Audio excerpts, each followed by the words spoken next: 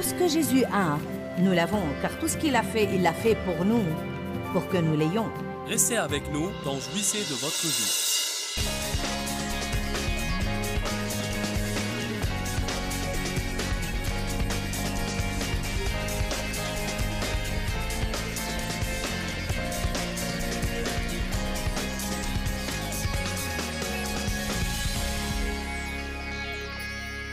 Cette série est intitulée « Croire Dieu ». Ça a l'air d'être un sujet simple car les croyants sont censés croire. Voilà pourquoi nous sommes appelés croyants, car nous sommes censés croire. Malheureusement, nous avons à l'Église beaucoup de croyants incroyants. Mais je crois que ça change tout le temps. Sans la foi, il est impossible de lui être agréable. Ceux qui s'approchent de Dieu doivent croire qu'il existe et qu'il est le rémunérateur de ceux qui le cherchent avec diligence. Ce matin, nous avons dit que nous avons l'autorité sur le diable, mais que nous devons croire ça. Nous avons dit qu'il y a tellement de promesses à notre disposition dans la parole de Dieu.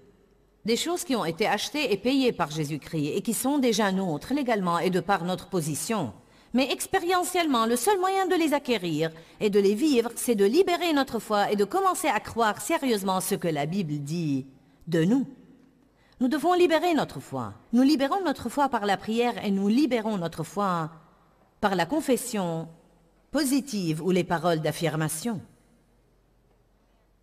La Bible dit dans 1 Jean 4, 17, « C'est dans cette union et communion avec lui que l'amour est accompli et est parfait en nous, afin que nous ayons confiance au jour du jugement et l'assurance et la hardiesse d'être en sa présence. Car, et cette dernière phrase est vraiment ce que je veux souligner, tel il est lui, tel nous sommes aussi dans ce monde.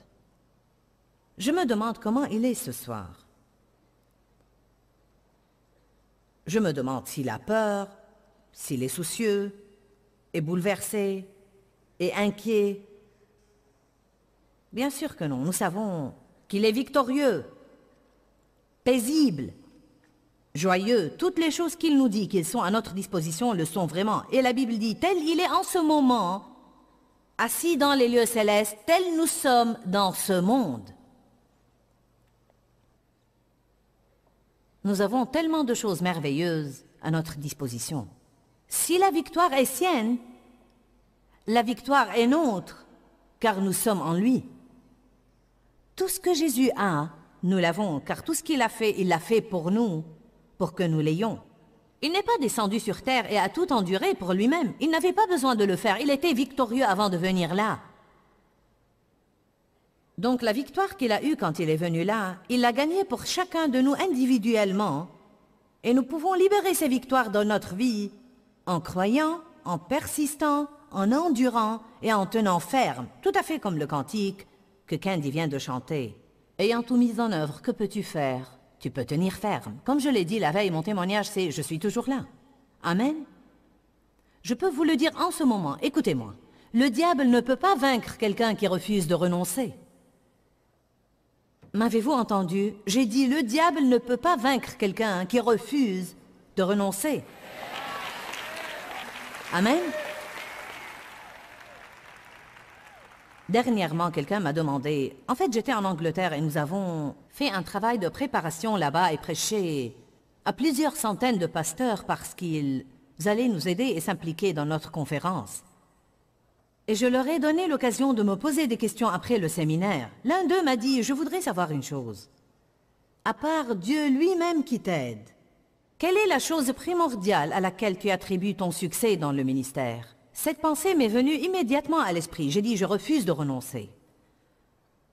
Je crois que si vous refusez de renoncer, si vous continuez à persévérer, si vous continuez à vous raccrocher à la parole, si vous continuez à insister qu'elle est vérité, et si vous continuez à vous opposer au diable, vous allez voir la victoire dans votre vie, car la victoire a déjà été achetée et payée. Vous avez la victoire. Allez à 1 Corinthiens 15. Vous avez une autorité sur le diable et vous devez commencer à exercer cette autorité. Vous devez le réprimer, vous devez lui résister et vous devez vous opposer à lui. Quelqu'un peut dire Amen? Ce dont je parle ce soir n'est pas quelque chose que quelqu'un peut faire à votre place, c'est quelque chose que vous devez faire vous-même. Quelqu'un d'autre ne peut réprimer le diable à votre place que pour un moment, puis tôt ou tard vous allez avoir à affronter Goliath vous-même. Vous ne pouvez absolument pas vaincre Goliath avec une bouche fermée. Vous devez l'ouvrir et les paroles adéquates doivent en sortir. Grâce soit rendue à Dieu, qui nous donne la victoire, nous rend vainqueurs par notre Seigneur Jésus-Christ. Grâce soit rendue à Dieu, qui nous donne la victoire, nous rend vainqueurs. Comment? Par Jésus-Christ. Parce qu'il est vainqueur, nous sommes vainqueurs. Allez à 2 Corinthiens 2, 14. Vous avez à connaître ces Écritures, et quand vous êtes au combat, vous avez à les sortir, vous avez à faire la guerre avec le diable, vous avez à lire ces Écritures à haute voix, vous avez à vous encourager en les lisant, et si besoin est, faites des pancartes et mettez-les partout à la maison. S'il y a une chose que le diable ne peut pas supporter, c'est la parole.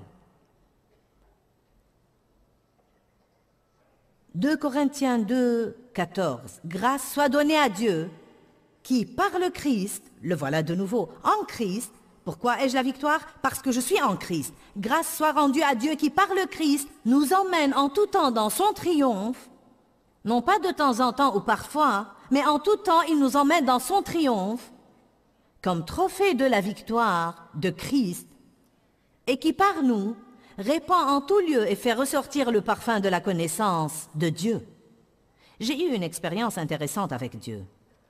Je n'étais pas vraiment consciente de cette écriture, mais depuis plusieurs années, je priais un matin et je remerciais Dieu pour tout ce qu'il a fait dans ma vie. Dieu a commencé à me parler. Et il m'a dit, « Joyce, tu es un trophée de ma grâce. »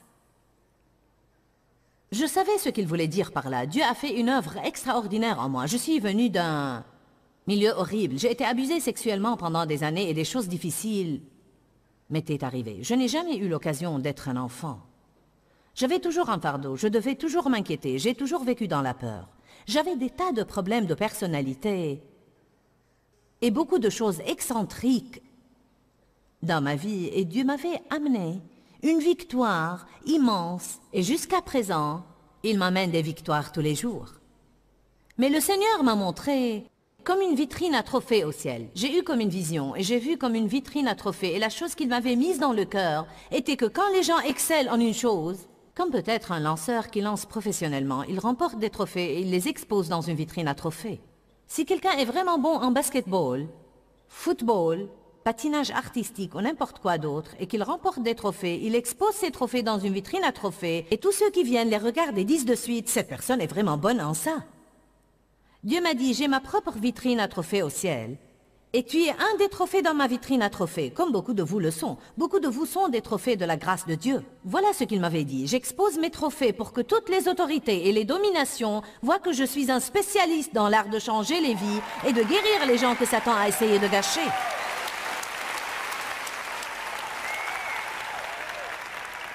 C'est tellement important de continuer et d'avoir la victoire dans notre vie, car le seul moyen de rendre quelqu'un d'autre affamé de ce que nous avons, c'est d'avoir la victoire. Personne ne va être affamé de ma vie brisée, embrouillée, misérable et négative. Ils ne vont pas vouloir ce que j'ai si tout ce que j'ai est une dose double de ce qu'ils ont toujours eu, mais avec un autocollant chrétien. Allez! Je suis furieuse contre le diable à cause de la tromperie dans laquelle il maintient les gens. Grâce soit rendue à Dieu, qui par le Christ nous emmène en tout temps dans son triomphe, comme trophée de la victoire de Christ, comme la Bible amplifiée dit. Et par nous, après avoir fait de vous un trophée de grâce, il répand par vous et fait ressortir le parfum de la connaissance de Dieu partout où que vous soyez. Ces deux dernières écritures parlent de donner grâce à Dieu par la foi pour la victoire que nous avons déjà.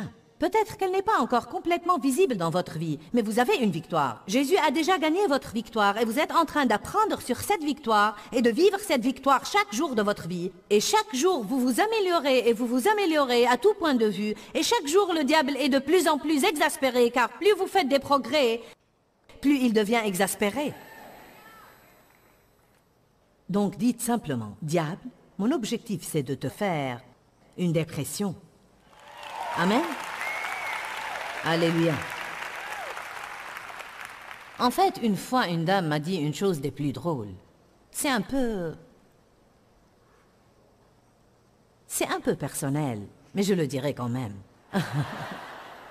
Quelqu'un là a jamais eu des hémorroïdes? Quelqu'un là a jamais eu de vraiment graves hémorroïdes? D'accord. Y a-t-il quelque chose qui fasse souffrir autant? Jamais. Bien, cette dame a dû avoir des hémorroïdes à un moment donné. Je signais quelques livres et elle était là et elle m'a dit « Sais-tu quel est mon but dans la vie ?» Elle a dit « Je veux donner au diable de doubles hémorroïdes. »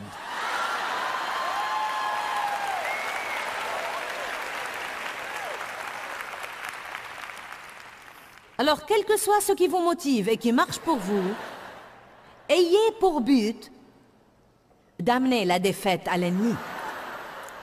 1 Jean 5. Vous pouvez, si vous voulez, aller à Apocalypse. 1 Jean le précède directement.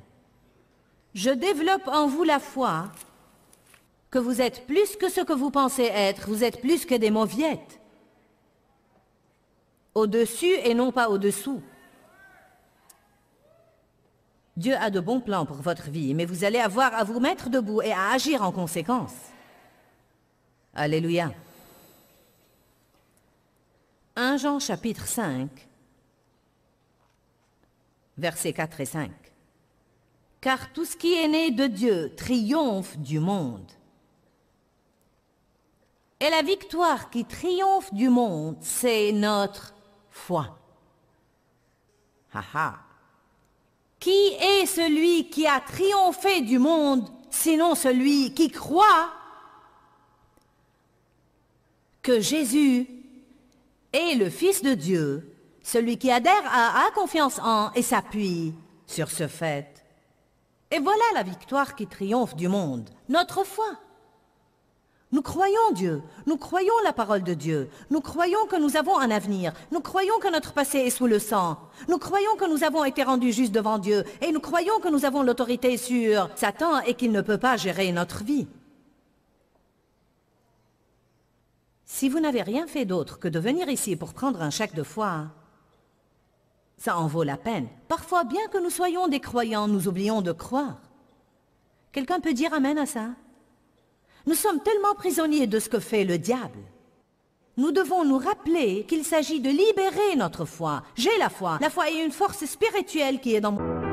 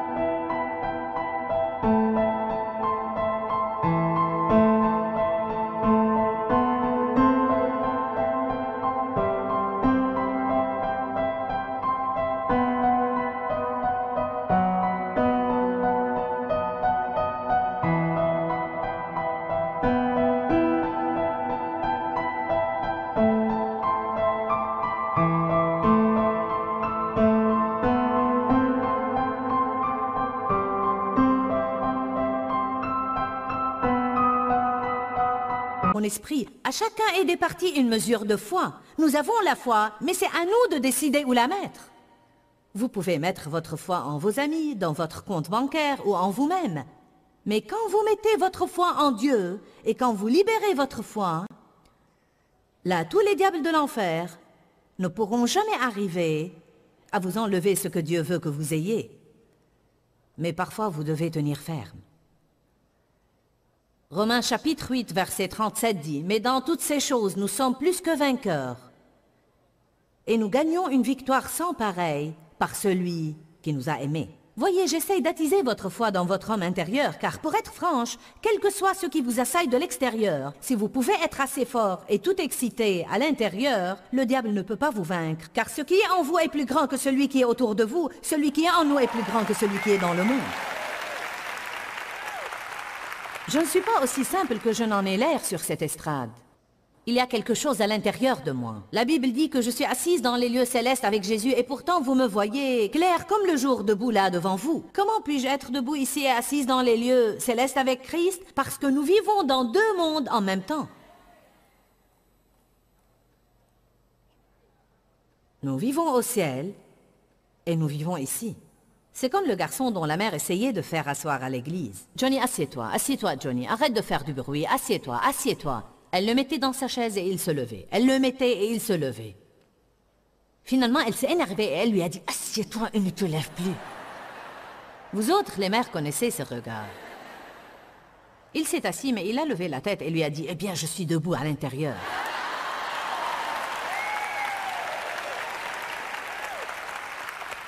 Écoutez-moi, il y aura peut-être des moments dans notre vie où, pour ainsi dire, Satan semble nous obliger à nous asseoir. En d'autres termes, nous ne sommes pas capables de faire ce que nous voulons ou d'avoir ce que nous voulons ou ça n'a pas l'air de marcher. Mais vous devez lui dire, en ce moment, je suis peut-être assis, peut-être que ça n'a pas l'air de marcher pour moi, mais laisse-moi te dire une chose, diable, je suis debout à l'intérieur et je vais avoir ma victoire.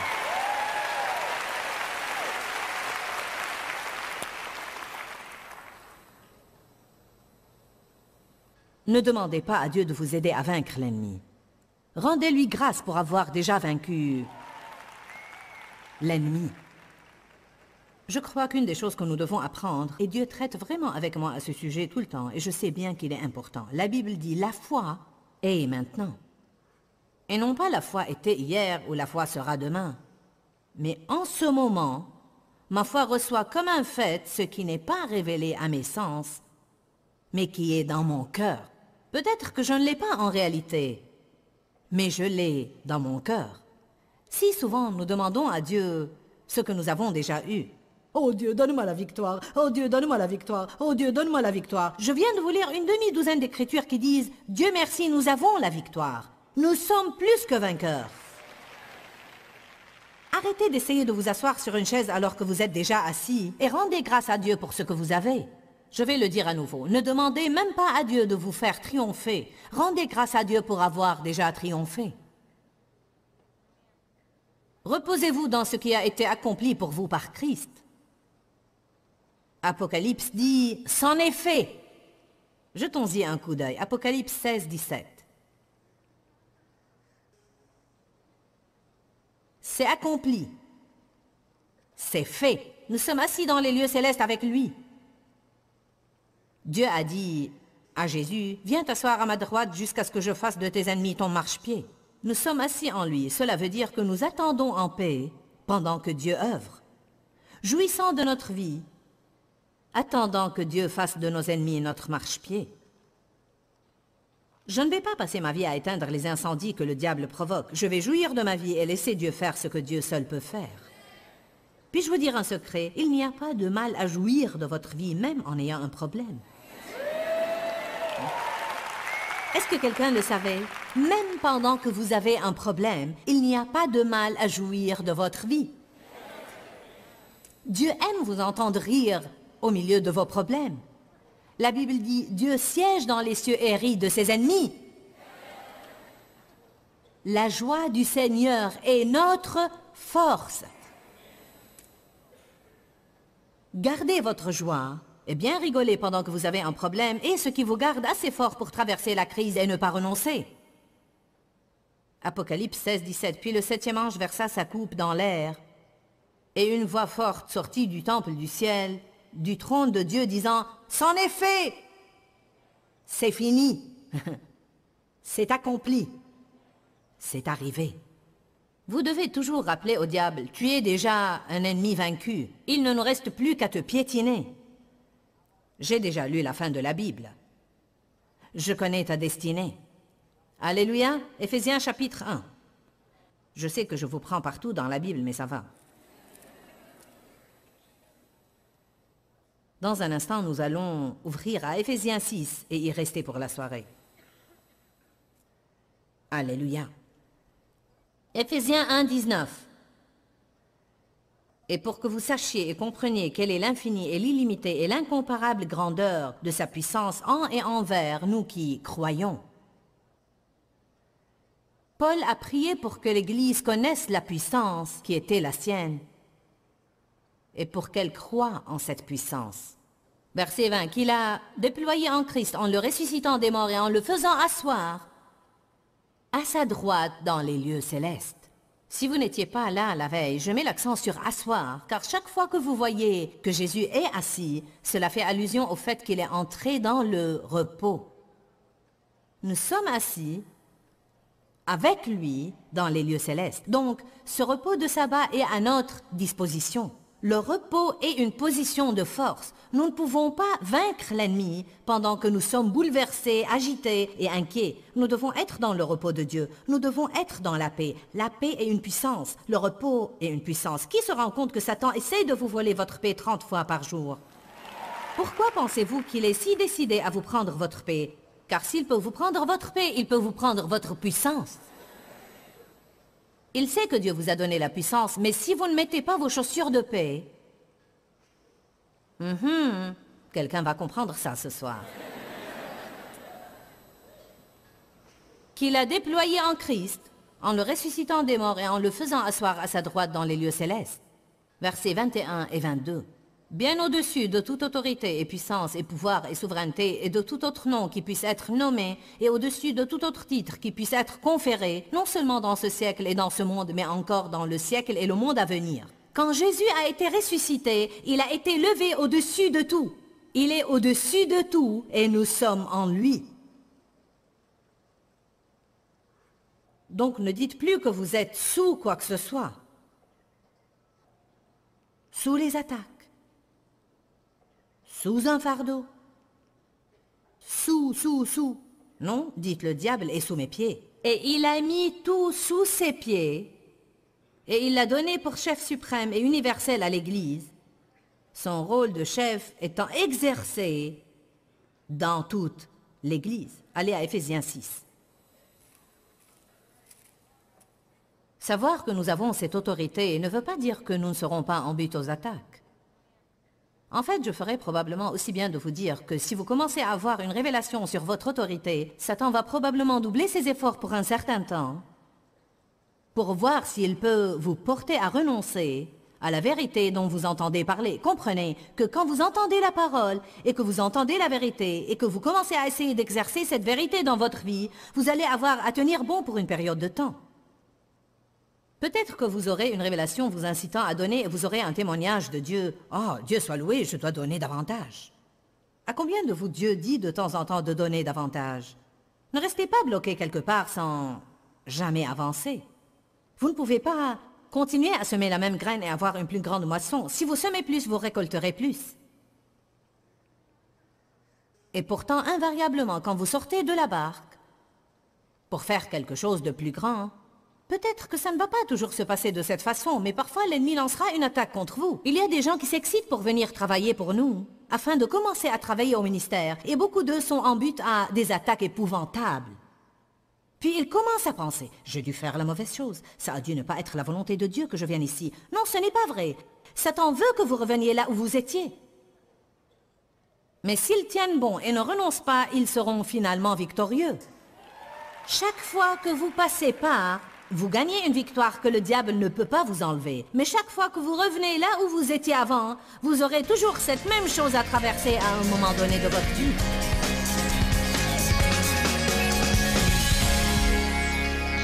Eh bien, la Bible nous dit que la victoire qui triomphe du monde est notre foi. Quand nous mettons notre foi en Dieu et que nous la libérons, aucune force diabolique ne peut nous éloigner du bon plan que Dieu a pour notre vie. Je veux que vous croyiez ça et que vous commenciez à confesser votre foi de votre bouche. La foi est puissante. Libérez la vôtre et laissez-la œuvrer dans votre vie. Dans Jacques chapitre 5, la Bible nous dit que nous pouvons prier la prière de la foi et le malade sera guéri. Joignez votre foi à la mienne en ce moment et nous allons ensemble prier Dieu de vous guérir. Père, nous venons à toi en ce moment au nom de Jésus et nous venons en tenant ta propre parole devant ton trône, Seigneur, dans laquelle tu dis que tu guériras le malade si nous prions la prière de la foi. Donc je libère ma foi en ce moment même, au nom de Jésus. Et je prie que les gens qui regardent ce programme, qui ont des maladies ou des malaises, qui ont des douleurs ou des gênes dans leur corps, qu'ils puissent connaître ta force guérissante maintenant, au nom de Jésus. Soyez guéris du sommet de votre tête jusqu'à la plante de vos pieds, de l'extérieur et de l'intérieur. Toutes les maladies sont au-dessous du nom de Jésus. Nous te rendons grâce, Seigneur, car tu œuvres dans les gens maintenant. La douleur doit partir maintenant, au nom de Jésus. Amen. Eh bien, merci, Seigneur. Je crois que vous ressentez la force guérissante de Dieu dans votre corps et nous attendons avec impatience que vous partagiez votre témoignage avec nous. Que Dieu vous bénisse. Joignez-vous à nous deux. Quand, Seigneur, quand? Dans ce livret, Joyce Meyer vous apprend à faire confiance au temps de Dieu. Pour obtenir ce livret gratuitement, écrivez-nous à Joyce Meyer, boîte postale 40095-6300 Larnaca, Chypre. Ou bien visitez notre site web www.joycemeyer.org/fr.